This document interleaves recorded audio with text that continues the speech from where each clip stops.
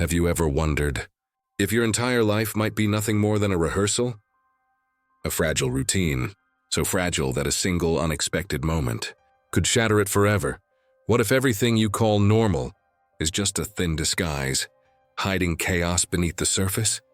And what if just one choice, one accident, one sudden thought were enough to tear down the walls of your ordinary existence and throw you into something extraordinary? Dostoevsky asked these questions, and he paid the price of living the answers. Look around. How many of your days are carbon copies of the ones before? The same places, the same words, the same gestures, repeated until they feel safe, but safe doesn't mean alive. Safe means predictable. And predictability is the mask of the ordinary. Dostoevsky would whisper, "Behind this mask lies the storm. Repressed dreams, denied desires, spoken fears. The extraordinary is not far away. It waits beneath the surface of every ordinary life, pressing against the walls of habit, begging to break free. But here is the uncomfortable truth. The extraordinary doesn't arrive as a gentle invitation. It comes like a thief, like a collapse, like a gunshot in the night." Dostoevsky knew this, because he lived it. Imagine standing before a firing squad, certain you have only seconds left to breathe. Imagine hearing the rifles click, only to discover in the final instant that your death has been postponed, replaced with years of chains. Exile in the Siberian cold. That is not philosophy.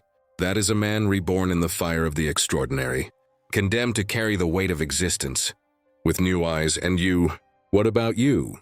Are you so sure you're safe in your ordinary world? What happens if tomorrow you lose your job, your love, your certainty of who you are? What happens when you face a despair so raw that your old self shatters? That is the threshold Dostoevsky spoke of.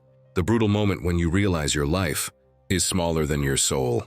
In that instant, the ordinary dies, and the extraordinary begins, not as comfort, but as confrontation. If you've ever felt even a spark of this fire inside you, stay with me. Subscribe now, because once you glimpse the line between the ordinary and the extraordinary, you will never be able to go back. Dostoevsky teaches us, the question is not whether the extraordinary exists. It does. The real question is whether you will have the courage to see it, or whether you will hide from it. Until the end of your days, will you cling to the illusion of safety? Or will you dare to burn? The ordinary is seductive. It offers safety, routine, and the illusion of control. It is the rhythm of repetition, waking at the same hour, walking the same streets, speaking the same empty words. But Dostoevsky warns us, the ordinary is not harmless. It is a silent prison, a prison that suffocates the soul. Without you even realizing it, think, how many men spend decades trapped in cycles that never change? They obey customs. They fear judgment. They seek comfort in the approval of others. They hide inside the predictable because it protects them from questions that burn too deeply. But this safety is only a mask. Behind it, the soul begins to shrink. The ordinary man forgets the fire of desire, forgets the restlessness of curiosity, forgets the hunger for meaning.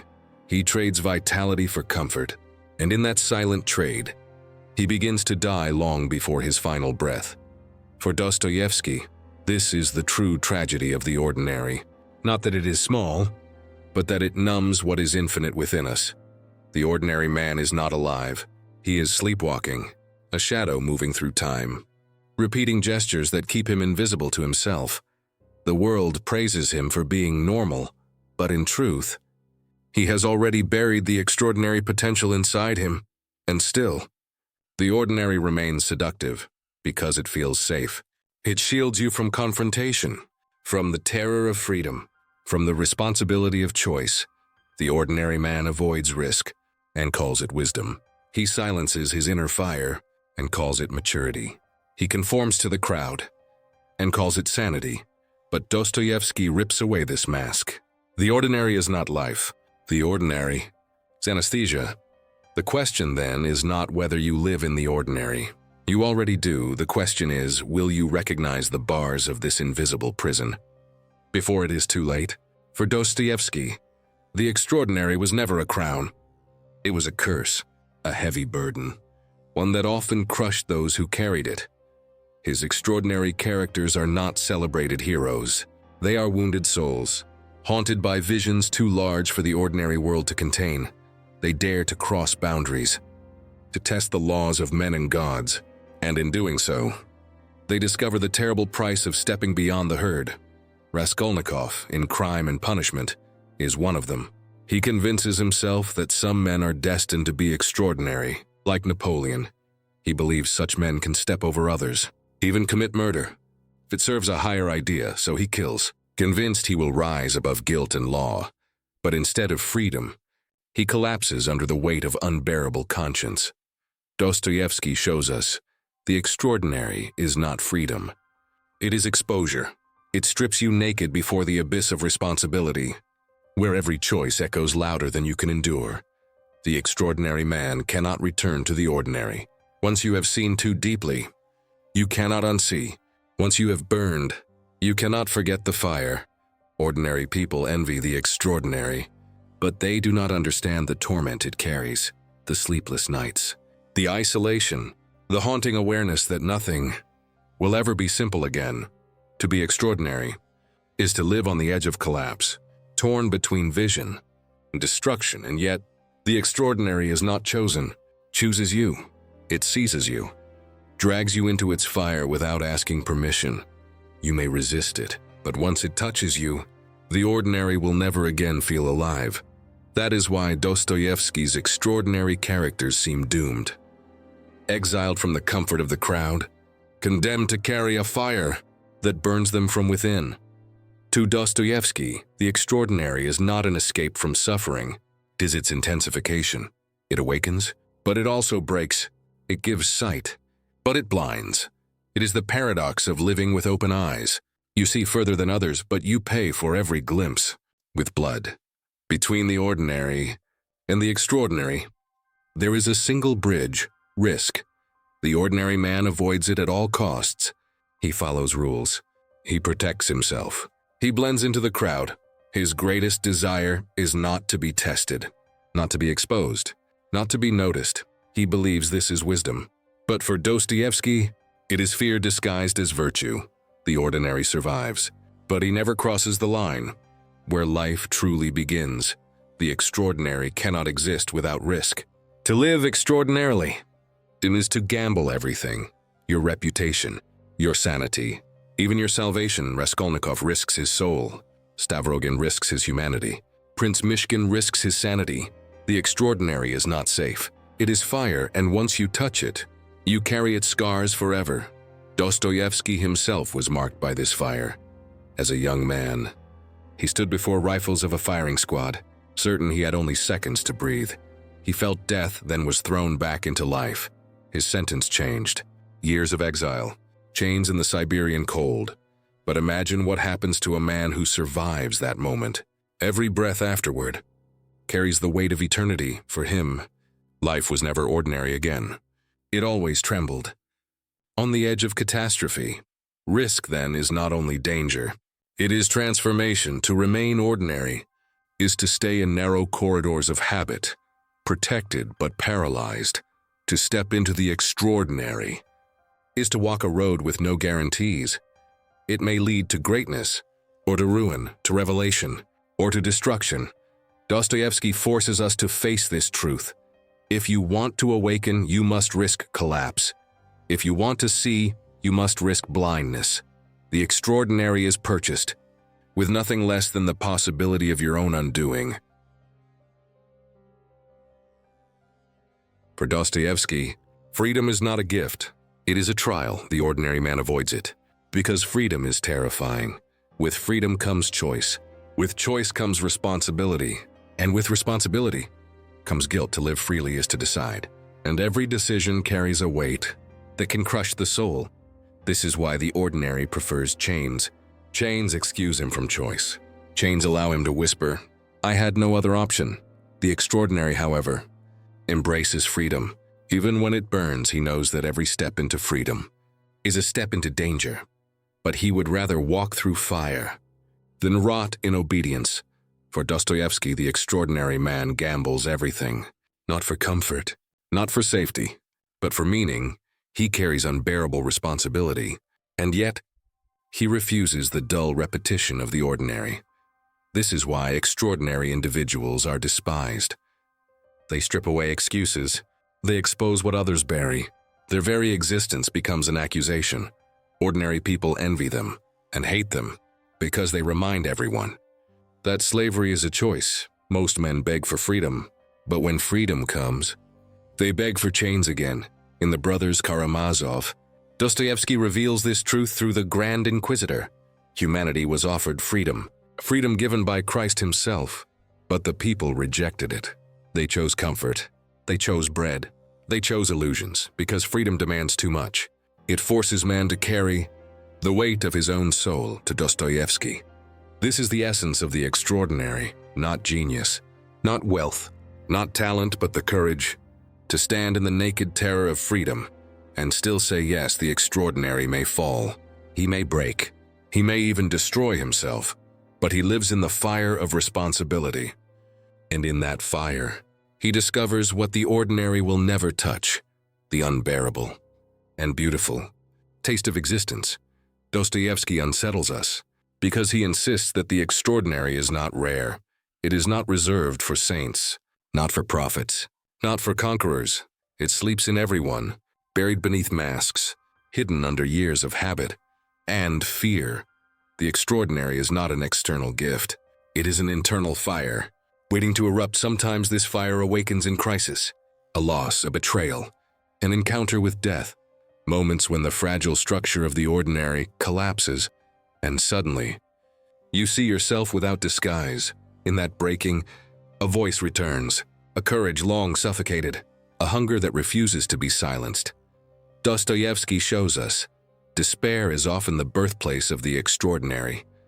Where the ordinary dies, the extraordinary rises, and yet, most people extinguish this spark. They rush back to comfort, back to noise, back to distractions. They cling to the ordinary, because the extraordinary demands too much. It asks for rebirth, and rebirth always feels like death. To choose the extraordinary is to let the old self die. Dostoevsky's vision is merciless. Every man carries within him both saint and criminal, visionary and madman. The extraordinary does not discriminate. It is the raw power of human possibility. What you do with it determines whether it becomes creation or destruction, blessing or curse. That is why his novels feel like mirrors. They do not simply tell stories, they expose what we try to hide. The extraordinary lives inside you, silent but restless, waiting for the moment when the ordinary cracks. And when that moment comes, you will either step into the fire or smother it and return to the prison of routine. To be extraordinary is to walk alone. Dostoevsky's extraordinary characters are never embraced. They are feared, ridiculed, cast out because they remind the crowd of what it wants to forget. That truth is dangerous, that freedom burns, that the soul cannot be contained within the walls of convention. Ordinary men defend their comfort by rejecting those who dare to live outside it. Isolation becomes the natural climate of the extraordinary. Raskolnikov drifts into madness. Prince Mishkin the idiot is mocked and destroyed. Stavrogin sinks into self-destruction again and again. Dostoevsky shows us the extraordinary soul is condemned to solitude, but solitude is not only punishment, it is also soil, the soil where vision grows. Away from the noise of the herd, the extraordinary begins to hear what others drown out. In silence, he confronts the abyss of human nature and glimpses the possibility of transcendence. Solitude strips away illusions, leaving only what cannot be denied. For Dostoevsky, without solitude, there is no awakening. Yet the weight of isolation is unbearable. The extraordinary carries fire inside, but no one wants to feel its heat. His very presence becomes an accusation, a reminder that others chose safety over truth, and so he walks alone, carrying a vision that burns him from within. This is the paradox Dostoevsky leaves us. The extraordinary frees you from the prison of the ordinary, but it also exiles you from the warmth of belonging. To step beyond the herd is to accept the loneliness of standing at the edge of human existence. It is to see what others cannot, and to bear the silence of their refusal. Dostoevsky warns us, the extraordinary is not a stage for pride, to chase it for applause, for superiority, for ego, is to walk straight into ruin. The extraordinary is not about being admired. It is about being undone. Those who seek it for vanity are devoured by it, because the extraordinary demands surrender, not self-glorification. His novels are filled with these illusions, characters who mistake ambition for destiny. Raskolnikov believed greatness justified his crime, but his pride chained him to a deeper prison. Stavrogin, consumed by brilliance, collapsed not from the world's judgment, but from his refusal to humble himself. Vanity turns the extraordinary into poison. For Dostoevsky, the extraordinary cannot be chosen like a mask. It chooses you. It seizes you. It tears you apart and then it rebuilds you. Vanity cannot survive here, because vanity needs mirrors. It depends on the gaze of others, but the extraordinary often unfolds in solitude, where there are no witnesses and no applause. This is why the extraordinary always comes with suffering. Pride seeks admiration, but the extraordinary gives you exile. Pride seeks recognition, but the extraordinary confronts you with silence.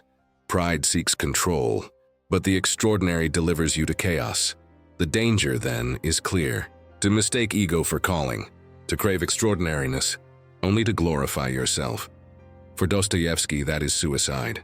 The extraordinary does not exist to elevate pride. It exists to dismantle it, and only through this dismantling can the true depth of human existence be revealed.